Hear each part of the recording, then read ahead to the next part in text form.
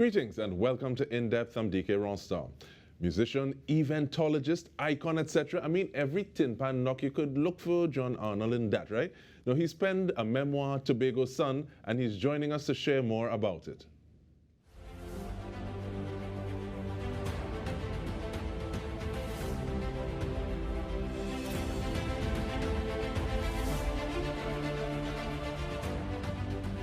Welcome, Mr. Arnold. Thank you so much for joining us. I want to start off, though, why no? Yeah, that's a beautiful question. And again, thanks for the opportunity. Of course, season's greetings to everyone. Why now? Well, actually, the book has been in the making for more than, well, I would say roughly 5 years. The notes and the original idea was I was teaching at Arnold event management. And during that time, several event episodes happened and experiences, and I was documenting them all the time because I was thinking at first of a textbook that can be used by the persons doing the course. And then during the COVID, is when I spoke to Lisa and Janine Frontin about the fact that I think I want to have this documented. And after the first set of discussions and interviews, Lisa was like, your life is too colorful. We need to do a memoir, something that covers much more than just doing a textbook of events. So that's how this happened. So why now? That's basically the story behind how it ended up happening now. And one of the reasons I ask why now is that many times to let the individuals don't like people in the business, certain ways. So the ability to be vulnerable, to say, okay, well, this is me, this is who I am, even like your journey with prostate cancer, where does that ability to be that vulnerable, to be able to share all of this come from? Yeah, I think the issues I've always kind of centered my life on four kind of areas, on four pillars, education, tourism, music, and events culture. Um, and so I've kind of stayed in those areas all my life. I left education from the secondary school and I went into tourism full time. I'm in 2003. And from there, it has been constantly an event journey. And then there were several things that I started first in Tobago. And, it's just a matter of these things need to be documented so that 100 years from now, people can look back and say, oh, that is how that happened. How did jazz festivals start? But even beyond that is the honesty. I'm kind of straightforward and honest about things. And I just thought I was necessary that we be honest about these things. The journey with cancer, prostate cancer, is one that, I will continue to tell all my male friends and continue to advocate that men get themselves checked because I think basically I'm a lucky guy. I covered this from since I was 29. And then when finally it struck, I was pretty much advanced in my learning about it. And so I was able to deal with it immediately upon recognizing that, or in fact, having done the biopsy and discovered that there was a small amount, and I decided to do it, and do the operation. And luckily, God has still blessed me. I can still function normally. But not everyone is so lucky. So again, there are different stories about the life, from education, from working in tourism, all those events. How did it start? How did these events grow? How did festivals grow on the island? All those things are able, you're able to document it. And I think that's the beauty of the book. So, and it's in my own voice, so it's kind of easy to read. But if nothing else, I am so grateful that this moment was just shared in this conversation, because I think sometimes people think that they're going a long life's journey on an all of their experiences are just specific to them. I remember I actually had a test. It was a gift to myself just before I turned 40. And even though I told the physician, well, don't vex if I don't watch you straight in your eye the next few times I see you. But being able to say, okay, well, you're already enlarging your font of knowledge so that this situation reaches so you're able to deal with it. And you talk about your voice and sharing a story in your voice, and that brings to mind the importance. And I want you to share on your take on the importance of documenting, creating, and curating knowledge about us, by us, for us first, and then whoever else after. I love that question, Dike, because one of the things I like about the fact that even my PhD studies now, and Dr. Burke always, we talk about these things. The fact that we are talking about Caribbean cultural studies, the fact that we've got to study who we are as a Caribbean people, what we have become, especially now in this continuous post-colonial time, but who we have become, how we have become. And so it is so important that we document who we are, what we have created, what we have to keep as legacy. And that can only come by us consistently documenting the things that we are doing, the things that we are experiencing.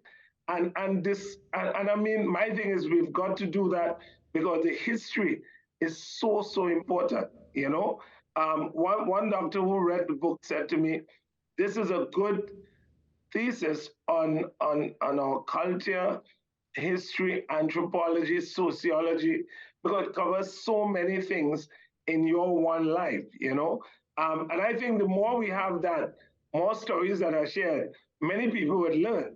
I share all the time. I share music, I share ideas. I have no, you remember the days when people used to hide knowledge? When we were in A level, people used to hide books, you hide pages. Those days are all gone now. Knowledge is open. And so I think that question you've asked is one that we have to continue to do that. It is very important.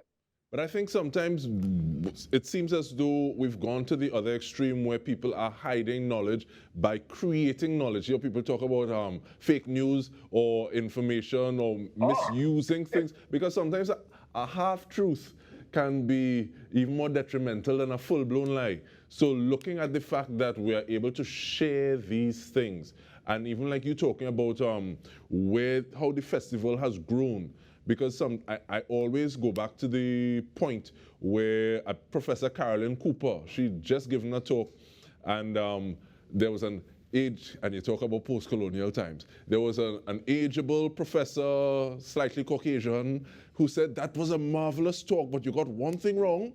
Bob Marley didn't say we forward, he said we forward in this generation. Because he's coming from his point of understanding, but he's also projecting that onto her.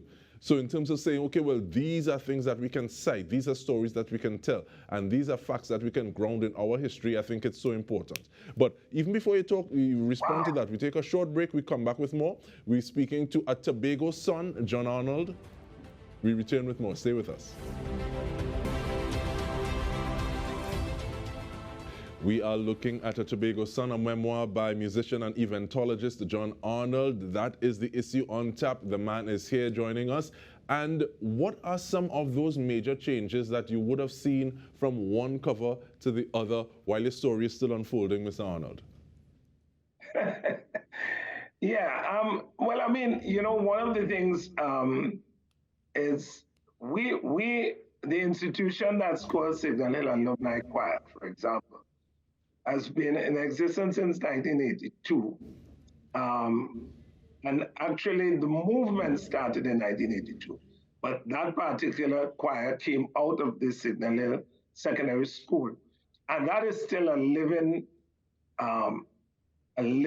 body at this time that's doing even better than they did when we started. And as an institution, I mean, they've had all the accolades. But in a space like Tobago, anytime you can have a group that's consistent, that's resilient, and that has longevity of that kind, you have to pay attention to what are the things that went into that. And I mean, there are several themes that can come out of that in terms of the group dynamics, the fact that people feel comfortable in the space, the leadership, several things, the identity, the fact that this is a group that represents the island, so identity then becomes representation, all those elements about that group become something that's significant. And again, what they have done for the island in terms of not just being ambassadors, choral ambassadors, and so on. Then you have the issue of we started the first foray into festival tourism, right, in 2003 with the International Gospel Festival, right? And then we went into jazz in 2005, the Tobago International Gourmet Jazz Festival when it started, right? And that has continued and morphed into the Tobago Jazz Experience. Then we had the Tobago Mutadi International Festival. Then we took the Blue Food from a village festival into an actual Tobago festival controlled by both the stakeholders, the villages, and the Tobago House of Assembly as an event tourism development. We used to have a culinary festival. We had several sporting tourism festivals also. So the point I'm making is that there was some thrust that definitely spoke to several things in the 90s, in the 2000 period. We were declared by Forbes one of the top 10 festivals in the world, and you couldn't get those accolades unless something else was happening. It was also the first time that Tobago reached over 85,000 international visitors during that period between 2003 and 2007. All right, we've never been able to go there again. So there have been a lot of things that we've done as part of a collective for several firsts. And again, the first junior Calypso monarch was Tracy Anthony, which was again under my tutelage. Just several firsts. And we have done that in a humble way, but they're significant for Tobago and part of our history in looking back, right? And so the journey, I was also the first event coordinator in the Tobago House of Assembly, having gone to the Arnold Jack course and so on. Coming back, I was the first. And now, today, I can say that we have a burgeoning event industry in Tobago with several event suppliers, several event coordinators, right? And I was also part of the teaching fraternity, several event coordinators now that are out there have at some point interacted with me at some point in learning. So, I mean, for me, the development of the island has been key. And for me, again, the documentation of some of these aspects is key. I'm also working on a second book because, yeah, it's kind of motivating now that people are responding to the first book. Yeah, it's kind of inspiring me. It will look at you. But one of the things I really like listening to what it is you're saying there, Mr. Arnold, is that you say you use the word we and our, and that just kind of underlines the point that you root yourself and you recognize the fact that you stand on the shoulders of great ones in order to reach further. And even though you may be blazing a trail, you may be a trailblazer, you may be first in a lot of things, it's not as though you ran through the door and close it behind you so that nobody else can come. But going specifically to you now, how does your life seem a little different when you are looking at it almost kind of like a fly on the wall, as this telling is curated by Lisa Allen Agostini? And I'm also very glad that she got you to come down from that ledge and change the name a little bit, huh? Oh yeah, the name was supposed to be The Eventologist. That was supposed to be the original name of the book, yeah. But that morphed. Yeah, look at me, if I was to, so I would say this, because of how I grew up and how different stages of my life, different things impacted me. Like, I mean, it's vivid in my mind when I made the decision to pursue music really strong, all right? We all grew up, our parents wanted us to go to music lessons. We did that. There's a whole story on that in the book, because I think it's so important how powerful your parents are in shaping who you become and how you become. In the book I talk about, I used to come in my first year or two in secondary school, I used to come like 33 out of 36. And I would tell my mom, my mom, there are three others behind me. And she would say, yeah, and there are 32 in front of you, okay? So those are the kind of things that you realize early o'clock, they were shaping you and making you to understand you can't look behind. You have to keep looking forward. And the people, I talk about Hazel Ward Redmond also because she was so pivotal. I used to play for all the Tobago 12 and under and teen talent kids. And when you look now and you see a lot of those persons who used to be in that, what they have become, right? All those people, the Sherwin Winchesters, the Easton Orrs, the Duvon Stewart, Trisha Booker, you name them, they've all come through that line. But in a way, there was a kind of, we were being shaped, Edward Hernandez and all these other stalwarts, we were being shaped, but we were also in that same time inculcating some of the knowledge, but also passing on and moving. And I mean, a lot of energy. So I think for me, it was really about education, sharing, tourism, about showing off about this island, showing off about this country. Because I don't only think we have a beautiful Tobago, but I think we have a beautiful TNT. We have so much to offer. And then, of course, as I said, because events is so key to bringing people and tempting them to come, I like to focus on creating events that have people come to that. And of course, for me, choral music is one of the things I've learned that taught me so much about working in team, understanding group dynamics, understanding the politics of people. Yeah, it's just amazing. Yeah. And in the last 30 seconds we have, Mr. Arnold, how do we get a hold of this tome?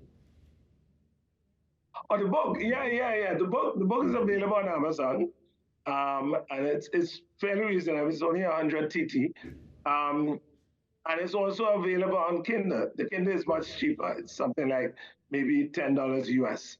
So it's pretty much available. I don't have any. I have to get some copies into the bookstores, but that has not happened yet. The first set of books are pretty much out, and yeah, people can certainly do that or contact me, and I will certainly try to see how best I can advise them how to get booked. Yeah. All right, thank you so much, John Arnold, musician, eventologist, author, looking at A Tobago Son, a memoir by musician and eventologist John Arnold. And thank you for the work that you have been doing and continue to do. And on behalf of our entire news team, I'm Dike Rostant. This has been In Depth with me. Thank you so much for joining us.